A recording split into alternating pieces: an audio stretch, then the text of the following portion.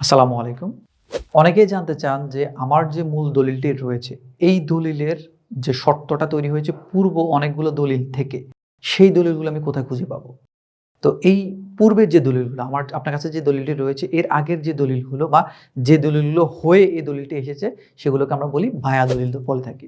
তো এই বায়া দলিল কোথায় লেখা থাকে? বায়া দলিল হচ্ছে আপনি যখন দলিলটা হাতে পাবেন, দলিলের ভিতরেই দেখবেন মিনিমাম ২৫ বছরের মালিকানার হিস্ট্রি দেওয়া থাকে ওইখানে। যে এই যে মালিক আপনার কাছে বিক্রি করতে চাচ্ছে বা আপনি এই জমিটি নিজে ক্রয় করেছেন কারো কাছ থেকে। তো আপনার আগের যে মালিক ছিল সে কার কাছ থেকে মালিক হয়েছে। এভাবে পরম্পরা অনুসারে গত ২৫ বছর, ৩০ বছর কেউ আছে ৫০-৬০ বছরের ইতিহাসটা দিয়ে দেয়।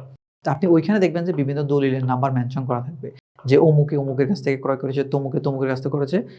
কোনটা কিভাবে ক্রয় করেছে? এত নাম্বার দলিল নাম্বার এবং এত নাম্বার হচ্ছে ডেট। আবার কেউ কাছে দান মাধ্যমে এসেছে, কেউ হয়তো হচ্ছে বন্টন দলিলের মাধ্যমে এসেছে। ওইখানেও দলিলগুলো উল্লেখ করা থাকে। এখন আপনি যদি কোনো কারণে এই বায়া দলিলগুলোকে চেক করতে চান যে আমি বায়া দলিলগুলো ঠিক আছে কিনা সেটা যাচাই করব কিভাবে? তাহলে আপনি বায়া দলিলগুলোর নাম্বার নিবেন এবং ডেটটা নিবেন। নিয়ে এবং দাতা গ্রহীতার নাম ওইখানে মেনশন করা থাকতেও পারে, নাও থাকতে পারে। মেনশন করা থাকলে ভালো, মেনশন না করা থাকলেও সমস্যা নেই। আপনি ওইগুলো নিয়ে যে সাব রেজিস্ট্রি অফিসের আন্ডারে ওই দলিলটি হয়েছিল, ওই সাব রেজিস্ট্রি অফিসে চলে যাবেন। গিয়ে ওইখানে তল্লাশি দিয়ে ওই দলিলগুলো তুলতে পারবেন। অথবা ওই জেলার রেকর্ড রুম থেকেও আপনি চাইলে তুলতে পারবেন। তখন আপনি দেখতে পারবেন এই যে বায়া দলিলগুলো, অতীতের যে দলিলগুলোর কথা উনি এখানে মেনশন করেছে, সেগুলো অ্যাকুরেট ছিল কিনা এবং ওই অনুসারেই আপনার চেইন অফ কমান্ডটা ঠিক আছে কিনা, জমির যে মালিকানাটা সেটা প্রপার ওয়েতে এসেছে কিনা। তাহলে আপনি এগুলা চেক করে দেখতে পারবেন। ধন্যবাদ। আসসালামু আলাইকুম।